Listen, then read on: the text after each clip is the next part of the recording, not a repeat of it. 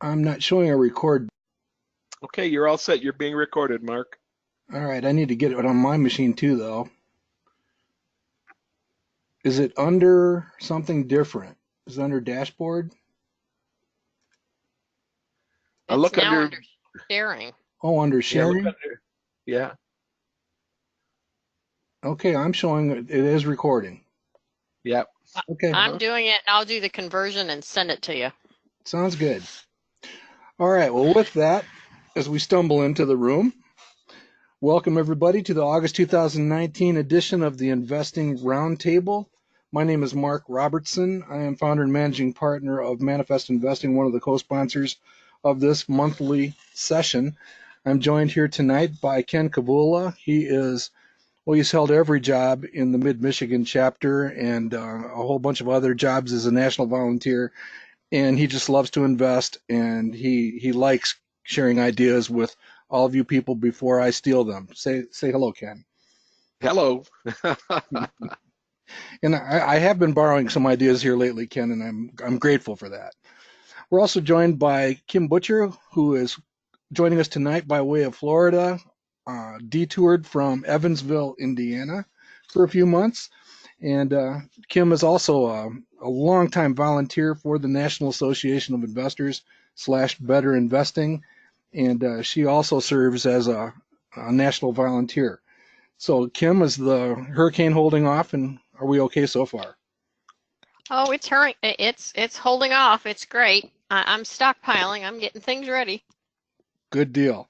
All right, Hugh McManus would typically be with us tonight. He was hoping to make it two in a row, but he's actually traveling once again. He has a new assignment, probably in a very related industry, and he sends his best regards.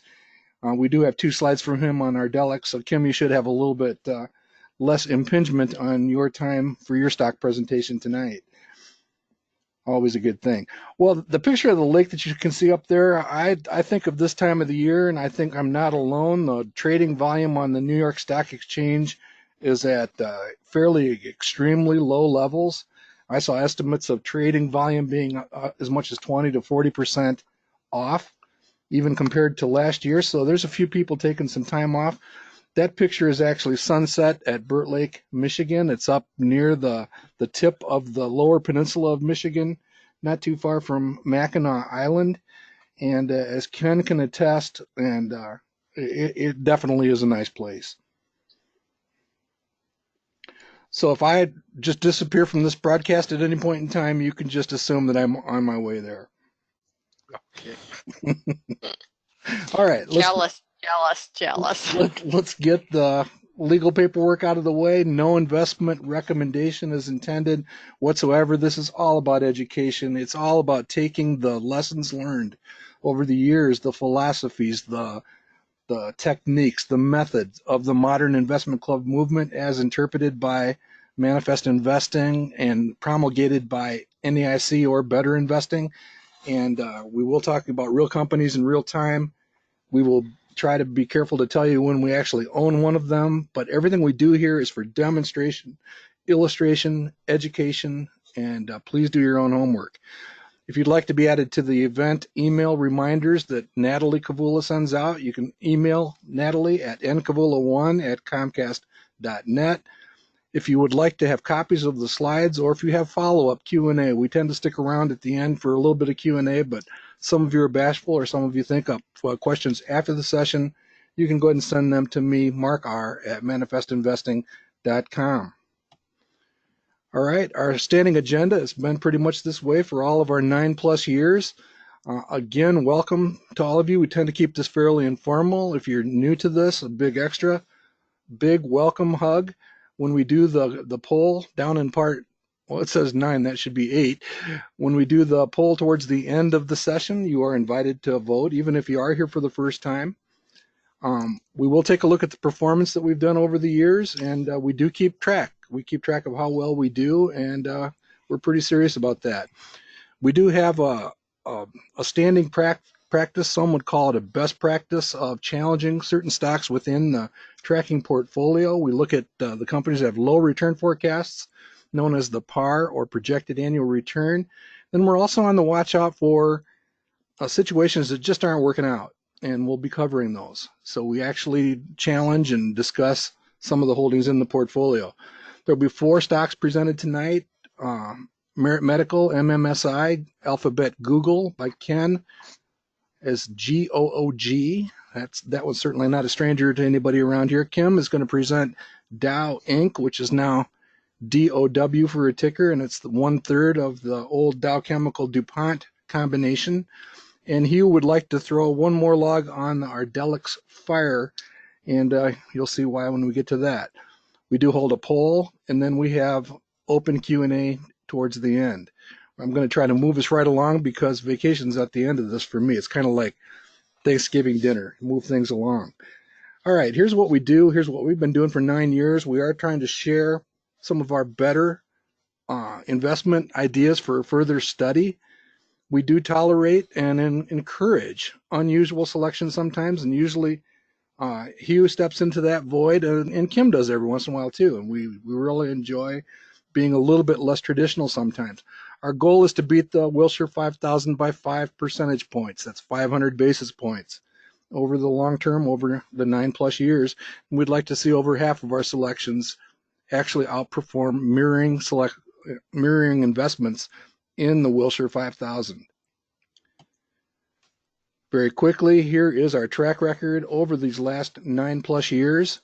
The actual absolute annualized rate of return on the portfolio stands at 17.4%. It was a good month. We actually went up while the market went down.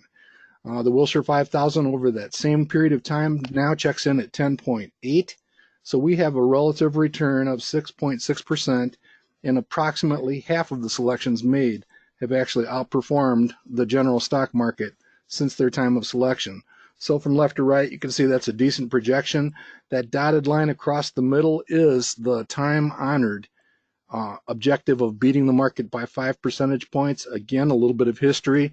George Nicholson looked at the long-term performance of the stock market, saw that it was possible over the long term to achieve a 10% return investing in stocks, and he decided to aim for 10 plus 5 or 15%, and that's what we try to do. We try to beat the Wilshire 5000 by 5 percentage points. Any questions or comments to that, Ken or Kim? No, we're staying right on line, Mark. Well, we just did have a question. Phyllis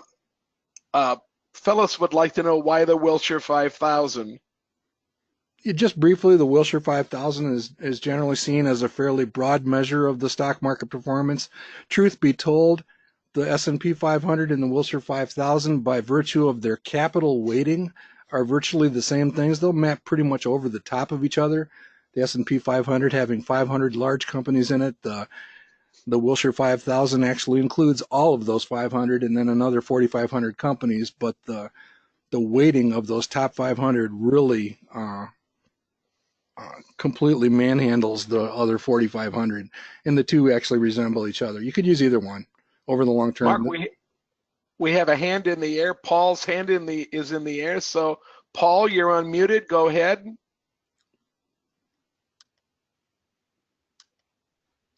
Paul Salonte, you're unmuted. Go ahead. Okay, must be an inadvertent hand, so I'm going to put the mute back on and take the hand down, and go ahead, Mark. Yeah, he might be experimenting with the controls and the nature of the broadcast. Here's the tracking portfolio. You can actually look at all of the holdings in the tracking portfolio using the link at the top of the page. You do not have to be a Manifest Investing subscriber to do that. What you are looking at here is what we call a dashboard. It is the key characteristics of the top 20 largest holdings in the tracking portfolio. So for example, Microsoft, you can see that we've actually chosen Microsoft, if you refer to the legend, I believe 5 times. So 5 times Microsoft has been chosen. You can see that here, and you can see the 5 times. Every time a stock is selected by a knight, a damsel, or the audience, we invest $1,000 into it. So $5,000 invested into Microsoft over these last 9 years is now worth $29,200. So that's basically how you look at that from top to bottom. Apple and Cognizant have kind of taken turns being up at the top of the most influential stocks in the portfolio. but there's a number of other selections on there. Hugh McManus's, we're going to talk about this later. That's a 2-time selection in Amazon, is now worth 12. Anything else jump off the page at either of you? Yeah, I was surprised to see Mark, and maybe Google's not in the top 20. It's 21. I'm looking for it. Is it 21? It's Okay, 21. it's only a 3-time choice, and I'm especially pleased with OLED, Universal Display.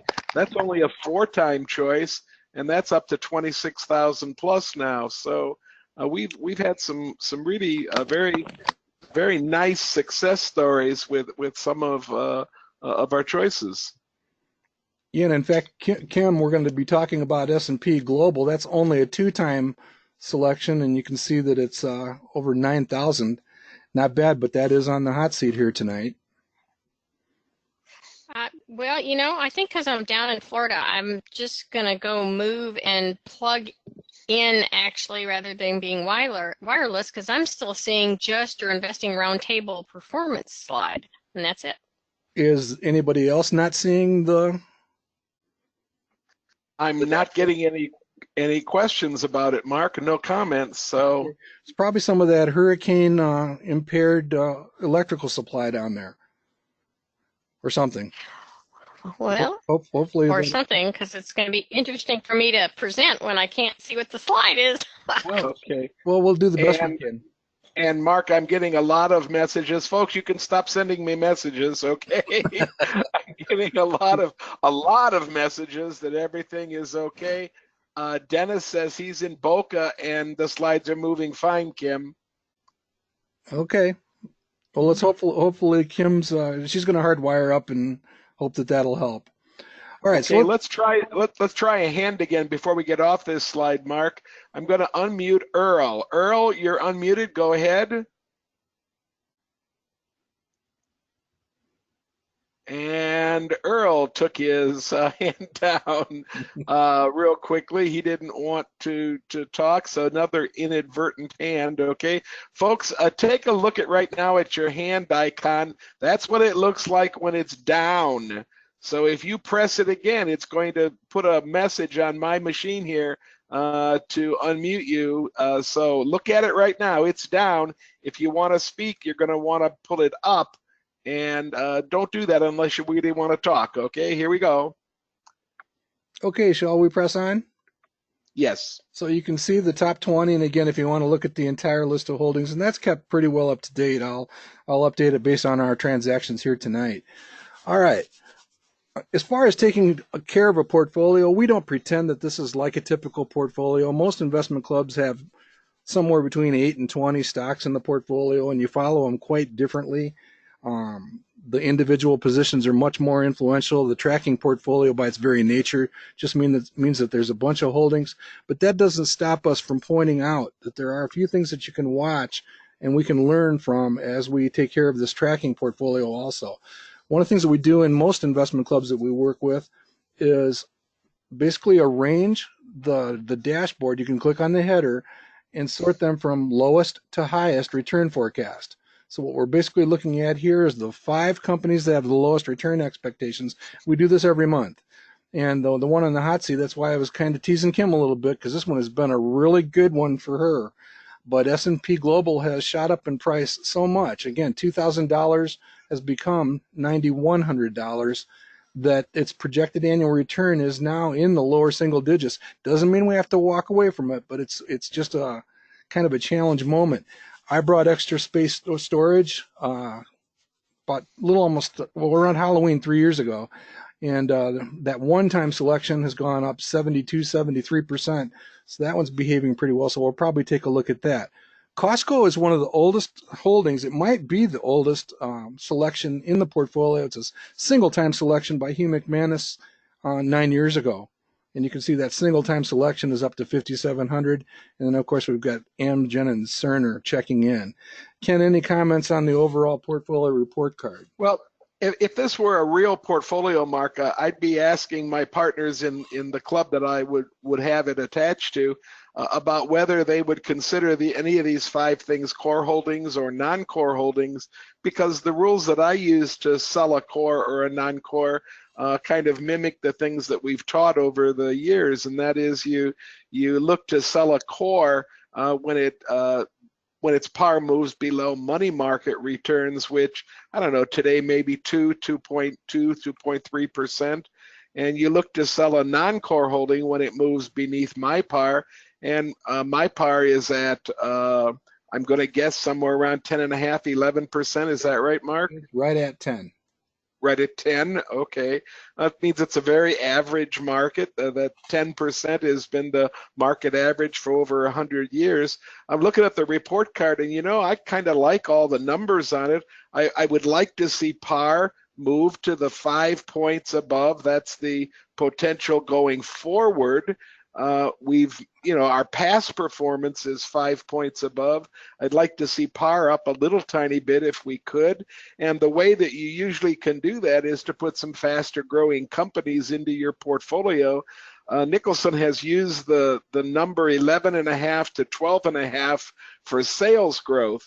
If you wanted to meet these pretty aggressive par goals that he's set, which is to beat the market by 5 points. So you could be trying to boost your sales a little bit, and I do notice that all 5 of these have growth numbers, and again, that's sales growth numbers that are well below 10%. So if we were to classify these companies, I think that 4 out of 5, we definitely would say they're slower growers, and we might give Costco the nod and say that it's a moderately growing company at that 7.3, but the dividing lines are 7% and 12%, and I think Mark and I both would wish that we never talked about small, medium, and large companies, but rather that we talked about slower growers, faster growers, and moderate growers.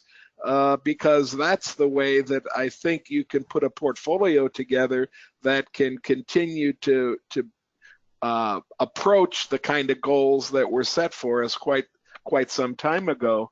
All in all, though, Mark, there's nothing I think that we need to take immediate action on, and I wouldn't urge us to do anything in this at this time tonight. Yeah, and I'll echo kind of what you said. I'll start and then turn it over to Kim on S&P Global. But on extra space storage, I certainly wouldn't call that core. In fact, I hate the concept. But I look around and see. I helped my daughter move a bunch of stuff into storage just yesterday as she relocates. So I understand the business. But at 5.5, that's not terribly exciting. 6.6, that's okay, but not terribly exciting. I think I'll take the money and run on extra space storage. There's going to be another reason here in a few minutes that we take a look at. But yeah, the others, very high quality, very high financial strength, very high earning stability. They get a pass. They get a little more room to run. Certainly Costco for sure. Mark, let's see if we can clear up a couple of these hands, or if we have bad hands going on again. I'm not sure. Okay, I'm going to unmute Paul. Paul, go ahead, you can speak. Paul Ram. Okay, inadvertent hand. How about Paul Salonte? Paul, you're unmuted. Again, inadvertent hand. How about Ken Liebarger? Ken, you're unmuted.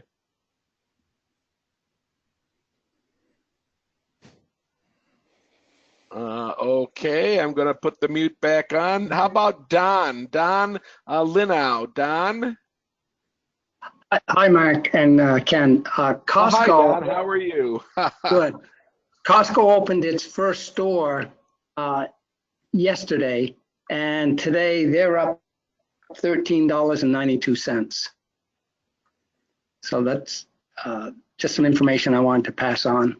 Its first store where did Costco open, Paul? Don? I'm sorry, in China. In China, okay. Oh, really? All right.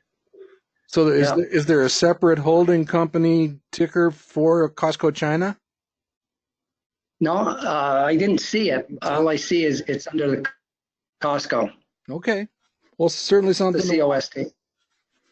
certainly something to watch. Okay, I'm going to unmute one more person here, and I'm going to go back to Paul Salonte again. Paul, go on. You're unmuted. And for those of you wondering, sometimes it's hard to figure out how many different places you can be muted at one time. Okay, I'm going to suggest that those are all hands that were inadvertent, Mark, and let's continue, okay? Okay, keep pressing on. All right, here's a picture of S&P Global. Kim, do you want to just kind of describe the situation in your experience with S&P? S&P Global Can you is see? First of all, can you see the slide? I can. It caught up. Okay, we caught up. I'm plugged in. Okay. S&P Global is a service provider. Anytime you see those stock reports that are CRFA reports, that is S&P Global. And so it's a service provider, and as we have seen more and more index funds and ETFs funds, they do all that analytical work, and so they get lots of recurring revenue. It's very sticky. I have noticed that the stock price within the last year has probably run up $100. Mm-hmm. And I was thinking that ultimately, when this usually happens, it usually falls back down about $50, and then it goes up another $100.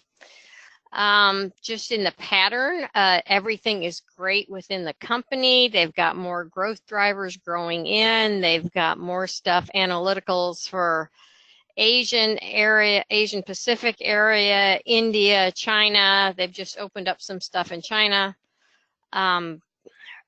I personally hold this stock. Yes, I can say cha-ching, cha-ching, cha-ching. It's done quite well for me. I love the dividend as well. But I also had been thinking I might sell 25% of my shares to capture some of the profits. So when there's a pullback, I could buy some more or buy something else. So what's your inclination on, it's a 2-time selection. I think they're both yours. What's your inclination? Take the money and run with there's a lot to like here. I do see this is fairly well audited and on a return down around 4 or 5%. You want to ride out the storm and check back with it later, or do you want to take your money? I want to check. I'm going to say take the money and run. Okay, we'll go ahead and do that. And again, what we're looking to do is, again, nothing wrong with this company. You can see all the quality characteristics are here. It's just slightly overheated. Overvalued. Yes, just slightly overheated. So what Kim is doing is taking a step back, and hopefully we can replace it in the portfolio with a higher return candidate, and you can always come back to it. That's certainly an up, straight, and parallel track record to be envied. So we'll go ahead and do that. Ken, are you in agreement in general? Absolutely. It's Kim's choices, and she's given me a good reason to sell it for valuation purposes. So let's go. Yeah. Okay. So we'll go ahead and do that. Here's a few stocks that actually fall into our rule of 5. If a selection within its first year of the decision being made drops behind the stock market by 20% or more, we say it's time to assess the industry situation and consider it for an outright timeout or sale just to protect ourselves. We actually have 5. I threw together some background information on the 5 stocks. This is one that always is a bit of a rub because, Align Technology up at the top, it's actually one of the strongest buy signals that we have. So I would argue that that's enough to say it's only been a few months and maybe we'll let that one run. It's been damaged with all kinds of the healthcare stuff. What are your thoughts on the topic, Ken? Well, I've said this a number of times over the last 2 years now. We're testing out a theory, and our rule says within the first year, let's jettison them and see what happens 2 or 3 years down the road. So I'd be inclined to get rid of all 6 of them since they pulled the trigger, and add them to the group of stocks that we're kind of testing.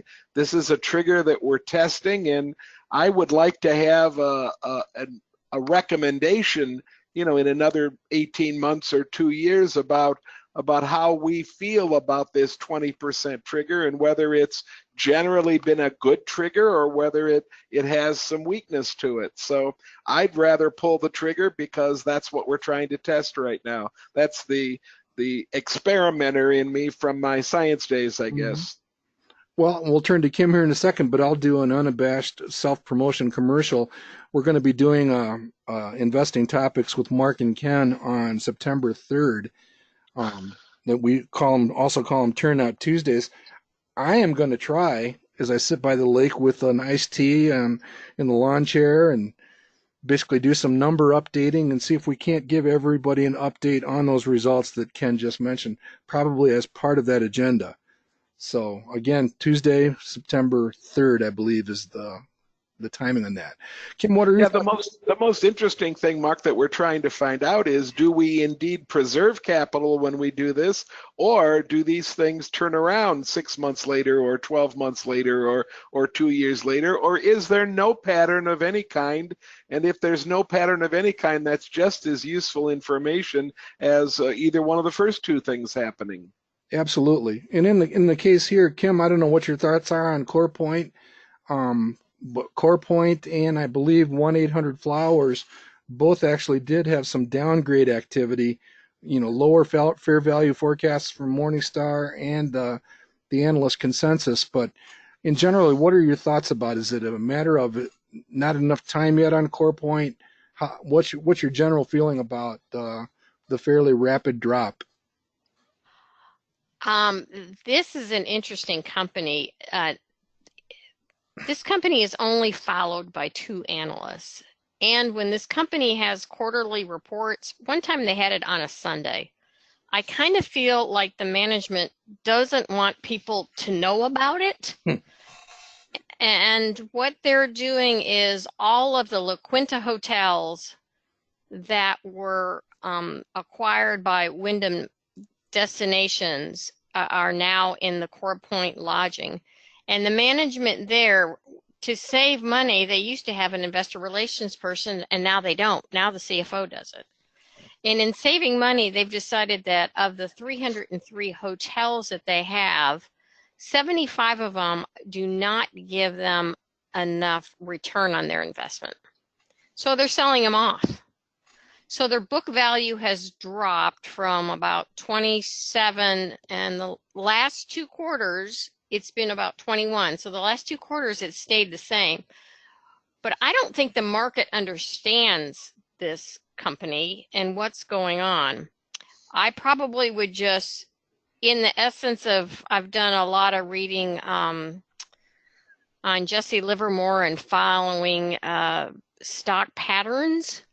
I would almost jettison both of them, because Mosaic is the fertilizer stock, and I think 2 days after I presented it, Trump put an extra 20% tariff on it, so that's kicked it out the door.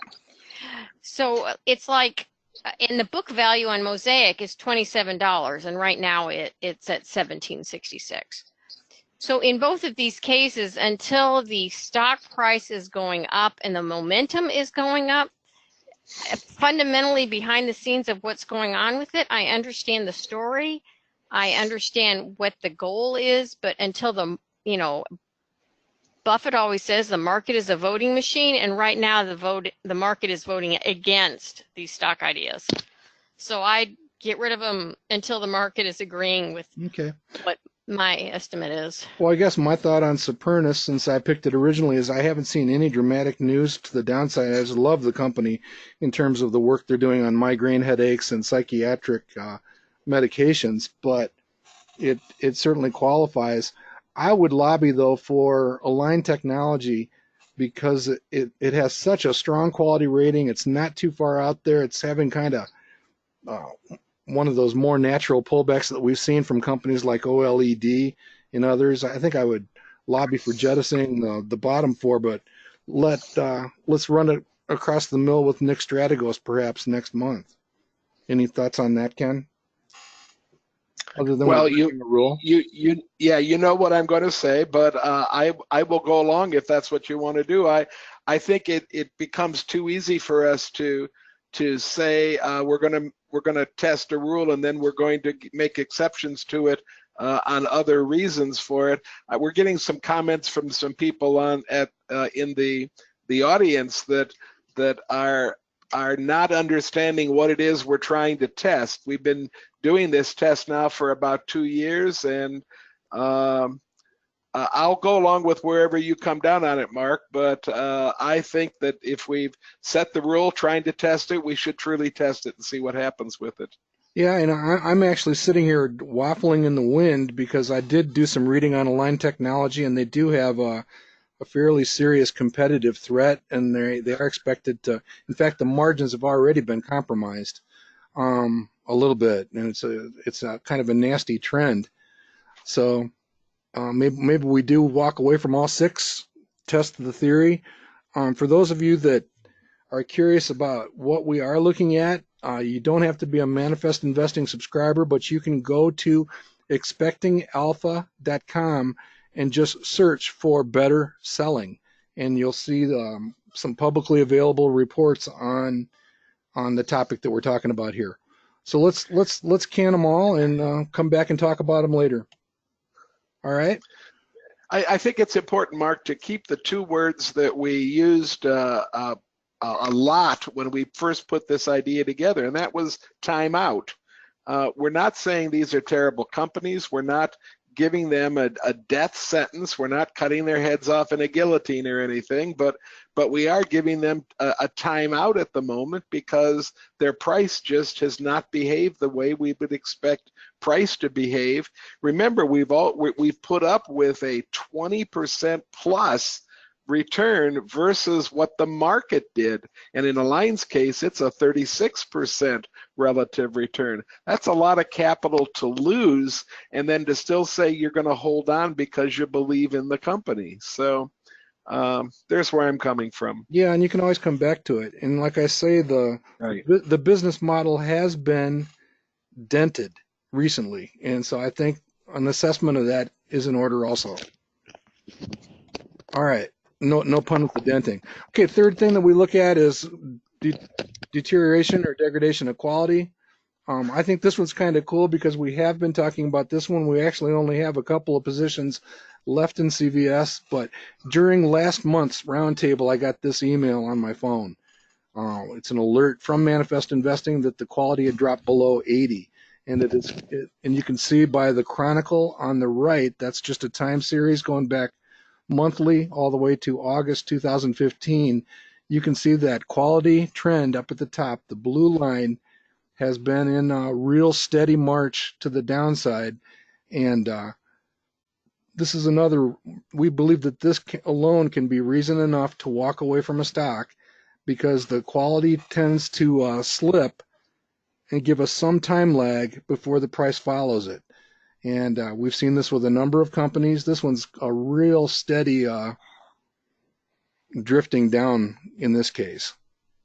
Any thoughts on this one, Ken?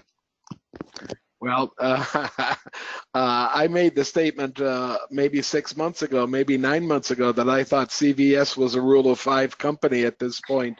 I even put slides into some of my presentations identifying CVS as a rule of 5 company. I don't have any understanding of why the company is so stagnant as far as price is concerned and everything else. I do know that when I look at this company, it's tried to reinvent itself in major ways now 3 or 4 different times in the last 5 or 6 years, the latest being the Aetna merger.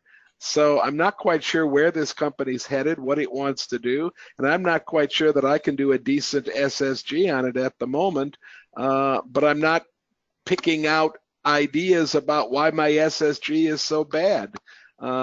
So like I said, rule of 5, it's not performing the way I expect it to perform, but I can't tell you why. Yeah, it's definitely attempting a revolutionary change. Cy covered it very well in the roundtable a few months ago, and yeah, I think it's become a bit speculative to see if they can actually execute on that operating strategy.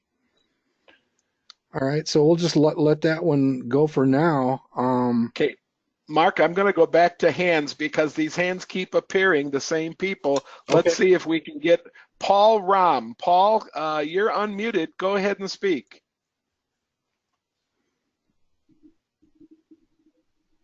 Okay, and now Paul just left he went offline, so I don't know if he's having trouble or not, okay? It's probably trying So go ahead, fix Mark. the settings. Go ahead. Okay, the fourth thing that we do like to just keep an eye on, because I think this can be we've talked about this in terms of cognizant. We called it Cognizant Nation a little while back. You can do some more exploring on that, but it's taking advantage of the surge in the herd. And that surge can be up or down. In the case of ARDX, we've seen a real nice swing here in the last month or so. It's one of the hotter stocks in the stock market. Anytime the relative strength index tops 70, and certainly 80, I really begin interested in potentially selling or pairing a position above 80. ARDX is sort of up there. And notice that Extra Space Storage, the stock I've talked about taking off the table, it's had a nice surge, and it has a relative strength above 70 also. And then we'll take a look at that in a second. But interestingly enough, Alliance, Align, and Middleby all qualify as being a relative strength index less than 30, which means they can be oversold. And I think we may be seeing that, something that we can follow more closely in the future. Here's a look at Extra Space Storage, and one of the reasons that I'd like to take my money and run. It's been a real nice performer since October 2016, but you can see that it's kind of topped out, and on the right-hand side seems to perhaps be plateauing a little bit. And again, you can see that it's actually touched on a relative strength of almost 80, and as it declines back down and through that, again, sometimes for no apparent reason, the herd of institutional investors can run for the hills, and you can get a fairly sizable backup in a company like this. And again, wouldn't be having this discussion if I considered it to be a core holding. I don't, and I think I'll just take my money and run. We have had a question, is this a REIT? And I've answered to that person, yes, it is a REIT. And for those of you out there wondering, this is a REIT. Yeah, which means that it's probably not the best idea in investment clubs. All right, so with that, we'll take those actions. Let me switch into the stock presentation mode here. I like to start with screens. I had a real good time with the screen this month. You guys have seen, many of you that have been around for a while have seen versions of this. But what I did is I went looking for companies that have double-digit growth and a relative strength index, which again means they could be oversold. Again, think about Hugh McManus's efforts to buy down around the 52-week low. Think about the president of Better Investing, Ken Janke, and his notion that, understand that a company can move around quite a bit between its 52-week low and its 52-week high, and that it's kind of cool when you can get them down around their 52-week low. So that's kind of what the relative strength index less than 30. And again, I get real interested down around 20. That becomes you definitely want to study it very carefully. So from top to bottom, you see a fairly interesting group of companies. Again, Align Technology makes this list. So does Ken's Middleby. He brought that to the round table a few months ago. Up at the top, that's Angie's. They don't call it Angie, but it's Angie's, the home improvement information provider. The company I'm going to go with is Merit Medical. It's in the medical instruments and supplies business. It has a return in the teens, a quality ranking in the good range, the second quintile. The relative strength index at the time that the slide was prepared was about 18.8, so it's in that potentially very attractive zone. It's trading very close to its 52-week low, just a couple percentage points above the 52-week low. By the way, the ones that are in red are companies that are resetting today, so they're trading at their 52-week lows. You can see that the owner's return on capital is pretty solid for this company. Nothing unusual there. Morningstar doesn't like it quite as much. I'm okay with that. Morningstar has some of the same afflictions that we're going to talk about here. And you can see that the analyst consensus says that it's 25% below fair value and could be worth as much as 58% more a year from now. So all those are pretty compelling to me. Other things that I notice on this chart, either Kim or I'm not sure which one of us will get there first, really want to talk about the potential in this area. I don't believe that the rhinos and the Wall Street institutions really fully understand yet. I certainly don't. The raw potential in electronic gaming, and we will probably be talking about that pretty carefully here within the next couple of months. So here's a look. Mark, I want to interrupt real quick because I've gotten 3 or 4 questions. Is the ability to set those alerts like the one you got, is that inherent in Manifest? Can people do that if they have a subscription? Oh, you bet. So let's just save it for the Q&A, but we'll go live and actually show how to do it. Tremendous. Thank you. Don't let me forget. Okay. Because the lake is calling me. All right, here's a look at Merit Medical Systems. Just a quick look at the business model so that you can see that the top line's pretty healthy. You can see one of the things that catches our attention is the fact that the price is low on that price bar on the 2019 price bar on the far right. You can see that the trend in earnings is a little bit vanilla.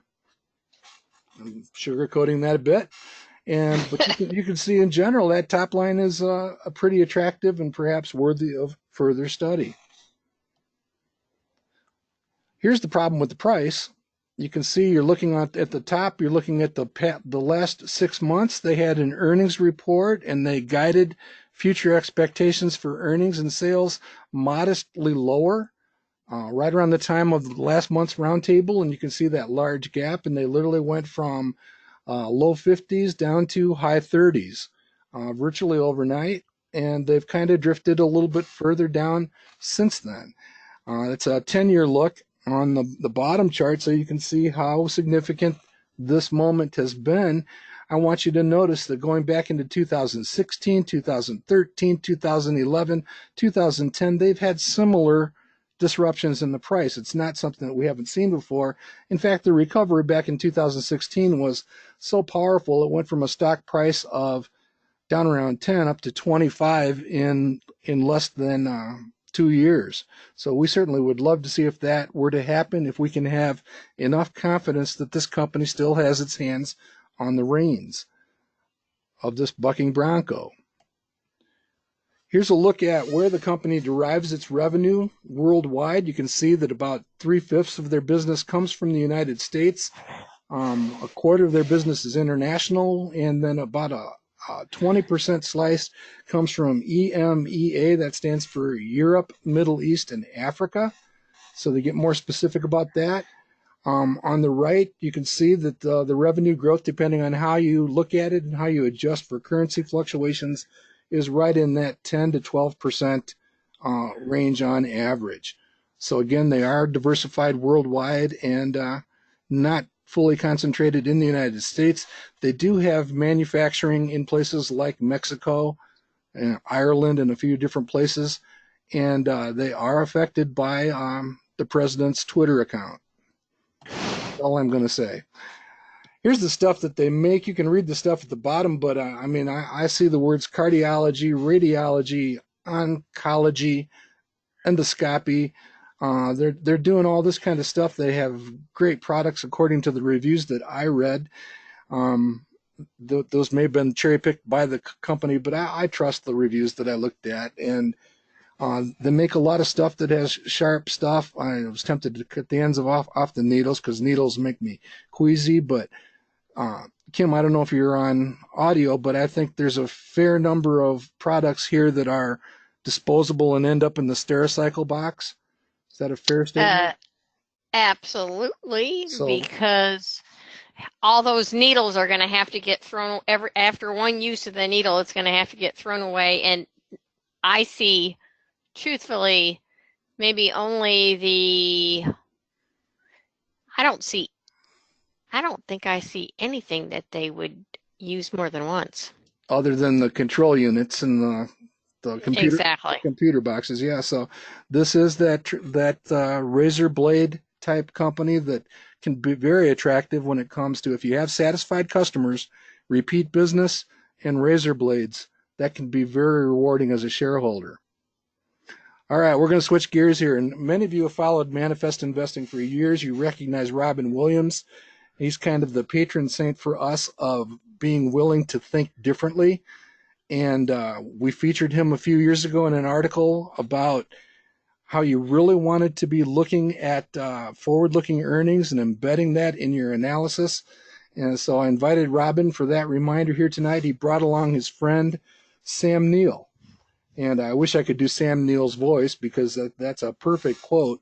And this is probably one of the things that concern me the most about traditional stock selection guides. And as we have taught it over the years, there's a vulnerability that we're going to talk about here in a minute where you really want to make sure you're paying a sufficient and a suitable amount of attention to looking forward as looking backwards. That the business model analysis, when we look backwards, it's extremely important, but don't ever underscore or underemphasize the importance of what lies ahead. And again, I say that I'm not criticizing. I'm going to sound like President Trump here. I am probably one of the biggest fans of stock selection guides in the world. I believe that the methodology is sound, but I also see that there are vulnerabilities in it that you need to be aware of as you do the study. So that's what we want to talk about. And I think Merit Medical is a great example of that. So here's what we're talking about. Robin Williams, looking back at the traditional stock selection guide, especially that trend between 2009 and 2018, really unexciting when it comes to earnings, relatively flat, and something that would have trouble really grabbing our interest. And then I'm noticing from the value line earnings per share box, you can see there in the middle of the page, some fairly interesting numbers that are expected. So again, we're looking at numbers which will push these numbers up fairly significantly on the right-hand side of the chart. How significantly? From Finance Yahoo, we can see the estimates for 2019, that's the end of this year, and 2020, and you can see that even Value Line, if you add up these numbers here, you get just over $1, you can see that Value Line is actually being pretty pessimistic in their analysis of the company. And then you also see the disruption. You see the disruption which happened at the end of July, where they basically took down their earnings estimates that had been running around $2.01 specifically, and a few days later they had been reduced by about a nickel a quarter. And you can see that the overall earnings had gone for 2020 from 236 down to 205. I look at that and I don't see Armageddon. I listened. I don't do this very often. I think I've told many of you I've listened to conference calls and actually listened to the audio of a conference call maybe 10 times as an investor since 1990. I did it today and listened to the CEO, who's kind of a bit of a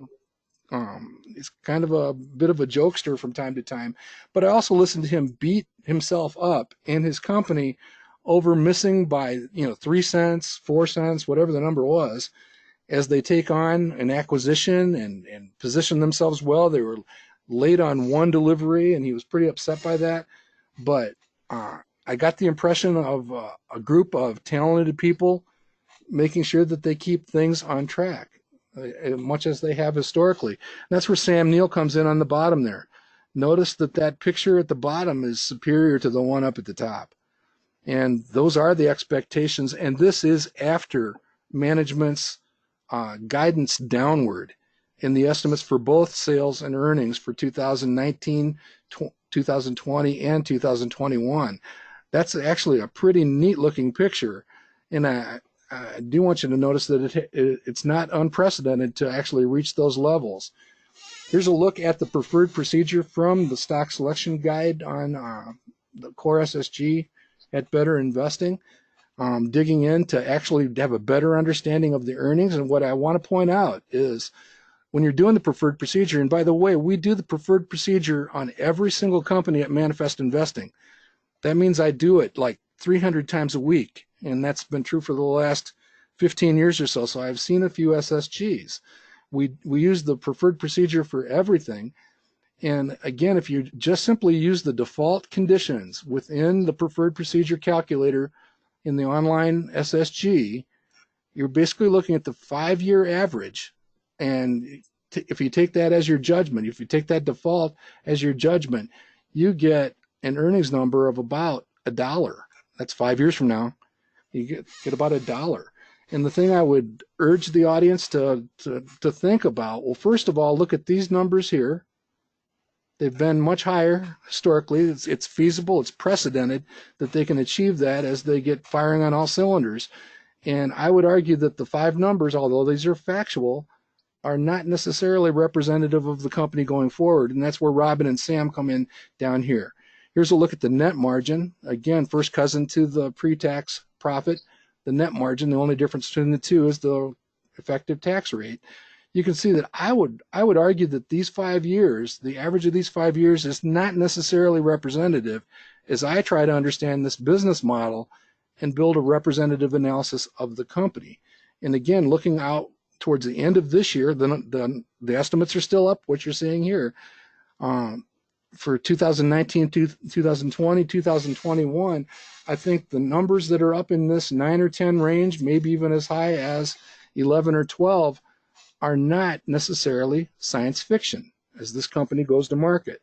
So again, my argument is be careful with just using the 5-year trailing situation. Take a step back, draw this picture, look at the numbers, whatever it takes to come to some understanding of what those net margins might look like.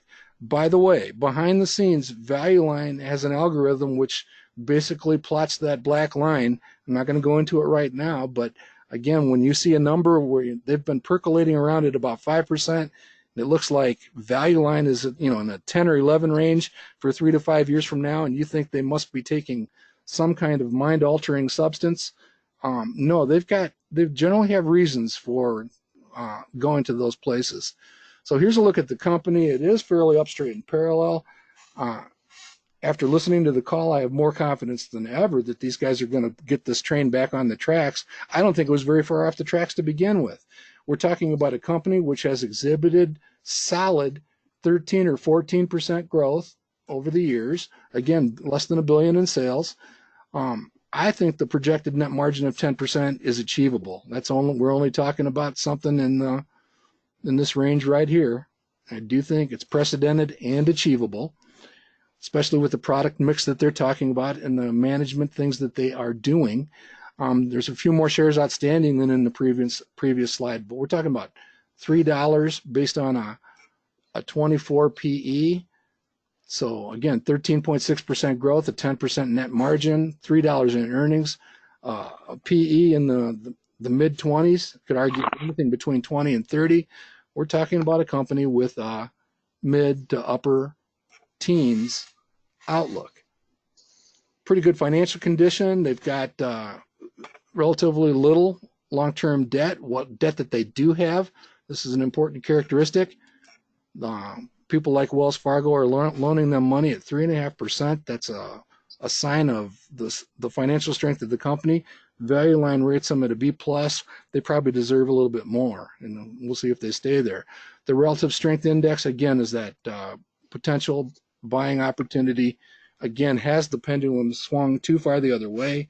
I'm going to add Merit Medical Systems to the tracking portfolio and hope that this company out of Salt Lake City continues to thrive. By the way, one last point.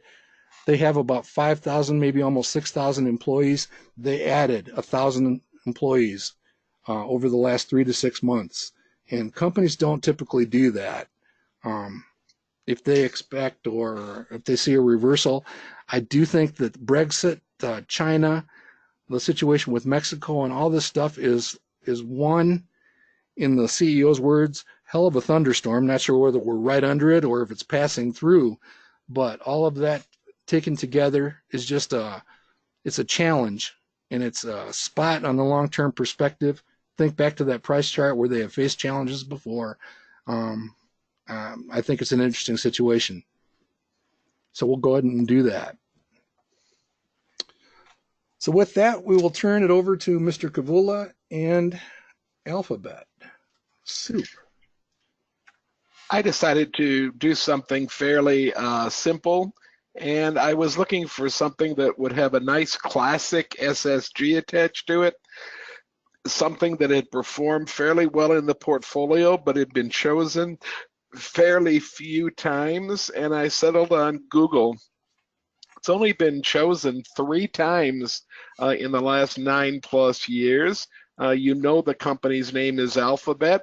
Most of you know that Google trades under a number of different tickers, GOOG and GOOGL, and the difference is voting rights. My understanding is that I get voting rights with one of those tickers and I don't get voting rights with the other ticker. And frankly, if I'm going to own 500, 600, 700 shares of Google, and that would be a huge amount from my portfolio's perspective, I don't think that's going to affect the direction of the vote one way or the other. So I tend to buy the ticker that happens to be the least expensive when I'm buying Alphabet. Next slide, please, Mark. I went to Value Line real quickly. The holding for Google right now in the round table is worth more than $6,500. That means $3,000 invested sometime during the last 9 years is now worth $6,500. At the time of this particular value line, with the timeliness of 2 and the safety of 1 and their high-low projections between 14 and 20%, Google was trading around $12.25. At the end of trading Monday, Google was down to $11.68. So I think almost anything that I'm reading on this particular value line, the August 9th value line, I can emphasize just a little bit more. In other words, the projections probably can be raised 1% or 2%. And if the shares had broad appeal on August 9th, and if they're offering above average appreciation potential for the long term, then that is even a little bit more emphasized here on August 27th. All in all, I think that I got a really good report out of Value Line, and Value Line seems to suggest that earnings per share 3 to 5 years from now are in the $1.90 to $2 a share range. Keep that number in mind as we go to the next slide. Next slide, please. I go to the Chronicle all the time. I like to see a dull, boring quality line, and that's certainly pretty straight. That's the blue line right here. The red line shows that Google certainly has been giving a historic return based on the Chronicle, at least going back to 2015. So for the last 4.5 years, the par values have been higher than normal. I don't see any spikes lower. Google depends on most of its revenue from search.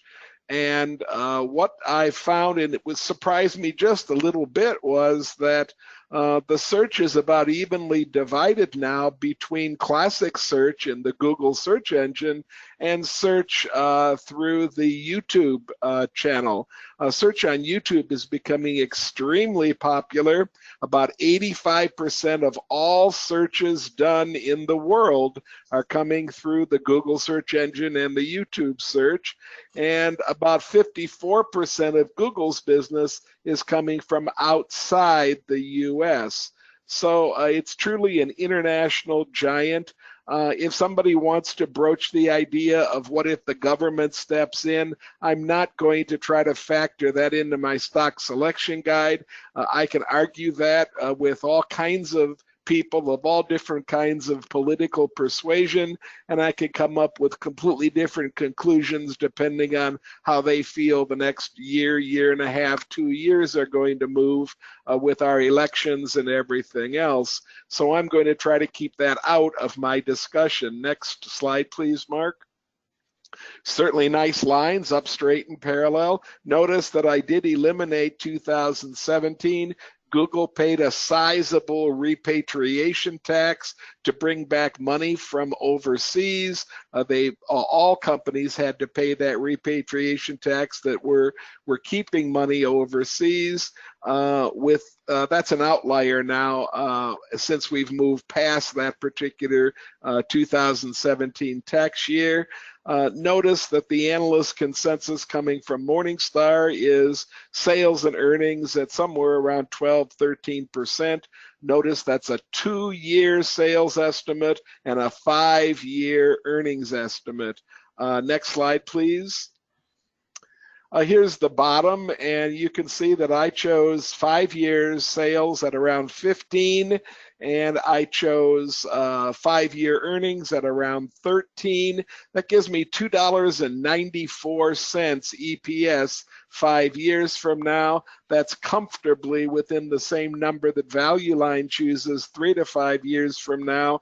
For a big company like this with as many people following it as follow it, I'm very comfortable to be in the same general ballpark as Value Line and as the analyst consensus, so that's where I'm sticking.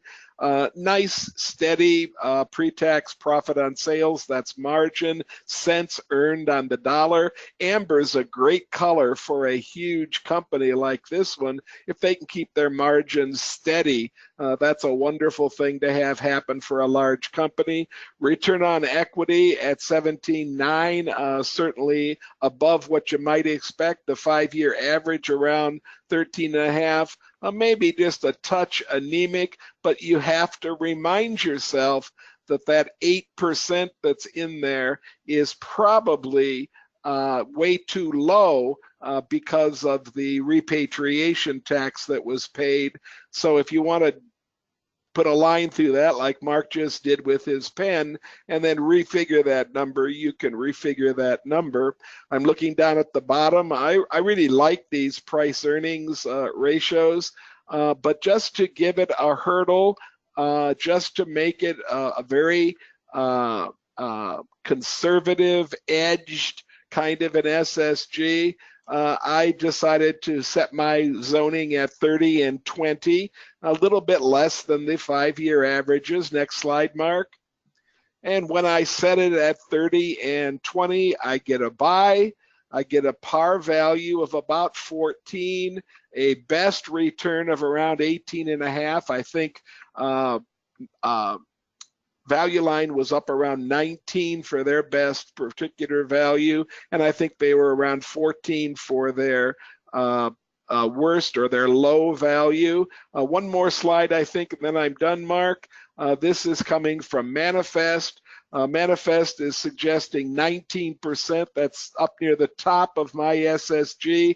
That gives me some validation. I'm feeling very comfortable now with this high quality company. Manifest is reporting the same average PE as I'm using. I use 30 and 20 high-low, add them together, divide by 2, there's the 25. So again, validation. I'm feeling really good about my SSG, and I love this feature in Manifest that really quickly shows me the top in the particular industry that the company happens to be in. Google is classified in the communications industry, and it has the top Manifest number, the top a combination of quality and par values. And then they're also in the sector, which is called Internet Content and Information. I think I have those two reversed. The top is the industry, the bottom is the sector, but Google is sitting at the top in either one.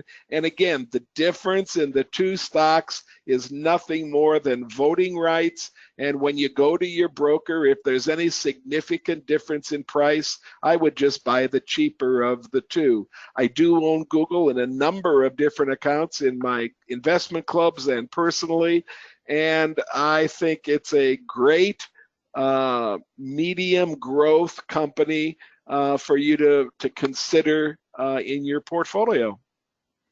Thanks, Ken. Yeah, after spending time with them at the Consumer Electronics Show, we own some too. All right, so we'll switch gears to Kim, and Kim is presenting the new Dow. Yes, I am. As many of you are aware, I like spinoffs, and Dow bought DuPont, and then they merged to be Dow DuPont, and now they've spun each other off into 3 different companies, and I like the new Dow. So next slide. These are from their Investors Day and from their last quarter. They're telling you what their goals are. They're specifically wanting to have great capital allocation, and I am learning in the last 3 or 4 years, I want to have great capital allocation because I get better returns. And they want to watch out specifically across the business cycle because most of the time the chemical industry is a commodity and it can be very cyclical, and they want to make sure to take out the cyclicality of it by watching their capital allocation to be able to pull back on things when they need to. I also like companies who have an invested capital of greater than 10%, and their goal is to have their invested capital of greater than 13%. And it makes me even more happy that the management's incentives, or as I call it, their management compensation, is based on these incentives that they have to get these return on capital to be able to get their bonuses. They want to grow the bottom line faster than the top line. They want to have their cash flow conversion of approximately 90%. So I'm seeing the financial metrics of a company that I would be interested in. Next slide. Overall, the information shows that they have got a great investment grade credit profile. They plan on having a 2.5 to 3 times the debt, low capital expenditures, and they want to have an internal rate of return of that greater than 13%. They want to have a dividend policy that is taking the target ratio across of 45% of the net income they want to pay out in dividends. And they plan on share repurchases, which will be part of the capital deployment. And I've also learned that when you have a stock that is accountable and buybacks its own shares, you also can see great share increase in price. So lots of financial metrics I'm liking because it's going to maximize my shareholder returns. Next slide. The same thing again in different metrics, but the bottom line is they're saying they want to maximize our shareholder value. Now, I need to tell you that this stock started off at $60 a share when it started on April the 1st. Next slide, and we'll then talk about where the stock is now. They had in the old Dow about 16 different divisions, and now in the new Dow they've got 6. And by acquiring or realigning these businesses, they're going to be much more efficient. And so that way, in reducing that layers and complexity, more focus for SG&A, for research and development, and their capital spending. And they're trying to make sure that they have the higher growing businesses and the higher profitability businesses. Next slide. You can see how they have lower risk and how their CapEx profile is and how they're decreasing it. This is all about capital allocation and having good management. There you go. Next slide. And this is going to give us as shareholders great returns. They want to target the industry-leading long-term dividend payout ratio across a cycle of approximately 45%. So it gives us an attractive dividend and profitable growth. They want to grow the dividend over time, and you can't complain when they're starting off with a dividend of 70 cents a quarter or $2.80 a year. They want to have a target of 65% of their operating net income in shareholder remuneration across the cycle. And so at this spin, they're going to start buying back $3 billion worth of shares. Next slide. Now, this is the value line that was from July. First thing you know is when I talked about when the stock first started, it was at $60 a share. Well, now it's dropped 10 bucks. And this is from July the 5th, and it was at $49.69. And today it closed at $41.17 because it's bounced off its bottom. Okay, Mark, if you can circle in that projections box, my minimum for a stock to have is my annual total return. I want to have a minimum of 10%, and this is 15. Interesting thing to know is that the projection box from the value line that was in March is the exact same high and low price numbers. It's just a higher total annual return because the stock price has dropped. If you notice the sales per share here, what's happening with it? We're going from $66.72 from 2018 to 2022 to 24, $80 a share in sales per share. Look how much the cash flow is going up. Look how much the earnings is going up. The dividends, they're planning on going up also. The capital spending, they got to spend some money back way, but also look at the book value. We're going to go from $27.14 to $49.35. That's almost a double. The common shares outstanding looks to be pretty much the same, so we're going to have to keep an eye on those buybacks of shares. And the other thing is, look at the PE at the top when the stock price was $49.69, folks. When we do our SSGs on the back, we multiply that PE. But look at what the PE is going forward. It's supposed to be 13, and that means when we have a PE that expands, what happens? Because price and earnings, our stock price is going to be going up. Next slide. Second half here, those are here are the other things that I'm always looking at. Our net profit margin is going up. The return on total capital is going up. Shareholder, yeah. Return on shareholder equity plans on continuing to go up. Now, these are the things I looking at, and you look at that operating margin, and sales are going up at the top. I mean, every time I look at all of these things, I'm looking at my little value line checklist, and I'm seeing all these things. I'm like, financially, by what value line's seeing, it's going to look great. Next slide. This is on the bottom of the value line sheet, was from July. They have admit that they had softness in their sales. It's traded lower. Obviously, if it's gone from 60 when it started to $40 and change a share, they've got the pricing weakness. They are planning on building another an alkaloid capacity in Spain, and that's going to help their global growth in industrial infrastructure and home and personal care markets. This investment will have a low capital intensity and a prospect of high returns. They've also are building another plant in the Gulf Coast to help that there. Dow has. Sounds like Roxy likes it. I think Roxy does. Dow has a diverse customer base and should be able to capitalize on the strong demand for many of its products in the years ahead.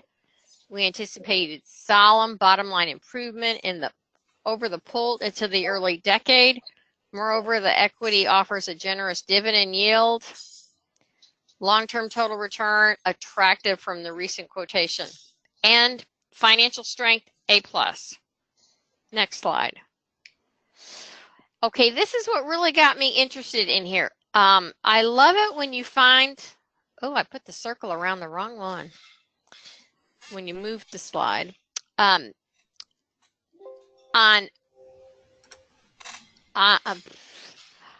Yep, there you go. I love it when you find an insider that is buying shares. And I love it when, it's one thing when an insider is buying $46,000 in shares, but it's really, I really like it when an insider's putting his own money of $1.379 million in buying shares, and he bought it at $46. So I have to admit, I bought some more shares when it was $41. So, and you can see where the RSI is down to 33. It may not be as sweet as what Mark talks about liking in the 20s, but it's in the low 30s, so that's good. Next slide. This was an article about how Dow can unlock the value and offer a rich dividend, because ultimately they want increasing returns, cutting costs, restraining the capital spending, avoiding major mergers. Now, I haven't seen that in a long time. And returning almost half the earnings to shareholders via dividends. It has a outperform rating, and it could hit $74 by this article. Take it as what you want. Next slide. The interesting about this is I've never had a chemical company before, I'll admit it. But the very bottom line where it says performance measures occurs, no payouts will be made until the earliest 24 months after the close of the merger to ensure continuing alignment with the strategic objectives. So the insiders are not going to get any of their bonuses until at least 2 years out. So they're going to have skin in the game for a long time before they're going to get any bonuses. And with them wanting to exercise the disciplined capital allocation to remain the leadership position in the chemical area, because they're like number 1, number 2 in most areas, giving profitable growth, return on invested capital. I just think it would be, I'll admit I bought shares. So this is the stock that I have brought tonight, because I think that's my last slide, right, Mark? Yep. Yeah. So that is why I have brought Dow to the table. Thank you so much. All right. Well, thanks, Kim. All right, just have 2 slides from Hugh that we wanted to throw in, just making the point. Just wanted to share with the audience. Hugh started buying this 4 years ago at a price of nearly $11 a share, and you can see that in that table at the bottom that a number of shares have been added in the $3 and $2 price range. Some of you may remember around Christmas time that $2 price point has actually turned around fairly spectacularly here in the last few days, the last month. So you can see the longer term picture. What we do see coming up is FDA PDUFA date that he was described to us for their irritable bowel syndrome medication. So you can see the strong performance in the last several days. He thinks that the company is in pretty good position, and that you can see that the milestones that he's warned us about or helped us to see are coming up in just a few days. And this summary from Seeking Alpha actually just amplifies and underscores some of the stuff that he had to say about the fact that these guys do have enough cash reserves and are not burning through their money too quickly. Pretty strong financial company. And it also underscores the probability that they will have a business partner, will be engaged in some type of ownership transaction with one of the major companies here fairly soon. So all is firing on all cylinders as predicted, and we'll see how it goes. And with that, Ken, I think we can go ahead and convert to the poll.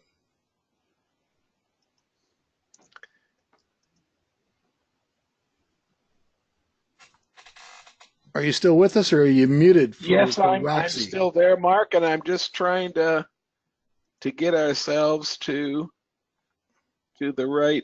There we go. I got it up there. Okay.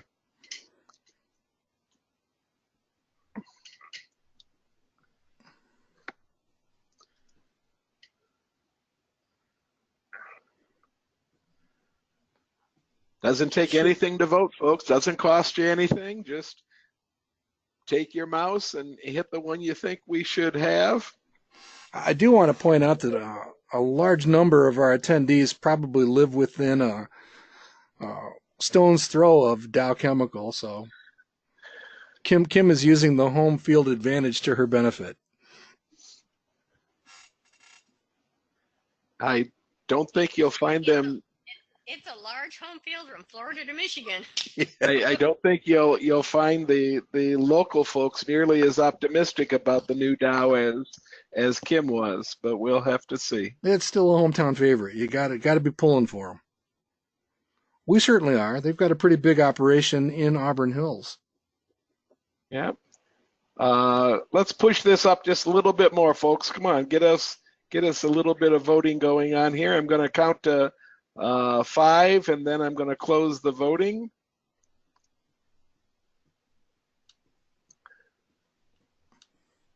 Okay, and we are going to put a position of Dow Chemical into the portfolio from the audience. Google came in second, Merit Medical came in third. A few folks would like to pick ARDX, and we did have 3% of you that didn't like any of these this evening. So they clearly should have been voting for Merit Medical. Oh, okay. All right. I agree. So I'm going to hide that, and Mark, you can go to our slides for the coming events. Here's where we'll be coming up in the next 2 or 3 months. Yeah, it is a partial listing, so you can see that we'll be appearing in a few places. As a reminder, the Investing Roundtable for September is on September. What's it say here? It doesn't say anything on my copy. No date. No date. There is no date. You forgot to put the date on, Mark. That was the one we changed. 24th, Mark. We'll fix it on the fly. I could have swore I put that in there. I think that's called a brain fart, Mark. And then, Mark, is that Sacramento Investors Day still on? It is, but we moved it to Leap Day 2020. Okay, so it's on February 29th, 2020. Great. Yeah, so we do have some. Cy Lynch is coming to Charlotte, and that's always a great audience down in the Carolinas, right around Halloween. And that also prompts me to remember to remind all of you that it is the time of year. Now is the time of year when we really do up our emphasis on smaller, faster growing companies. You'll be seeing a whole bunch of names flowing here for the next few weeks as Ken and I build out our list, the best small companies for 2019. Now, all I'm going to say is they haven't disappointed. I'm not going to jinx it this year. You wouldn't do that, would you? So, never. Mark, you're going to have to beat your chest and beg forgiveness. Your picture of Sam Neill, Mark, Yeah. A large number of folks in the audience are observing that that's a picture of Sam Elliott. Oh no, I missed it. Oh yeah. I like both Sams. Sam, So it is Sam Elliott. So you're going to have to beg forgiveness, Mark. I am begging forgiveness. I like both Sams a lot. That's not good. Sorry, Sam. Mark, if you want to handle the questions after we do the close, we'd like to thank you and Kim for being here this evening and thank everybody in the audience. I think we're going to just close the recording down and then we'll try to answer some of the questions that we have going forward.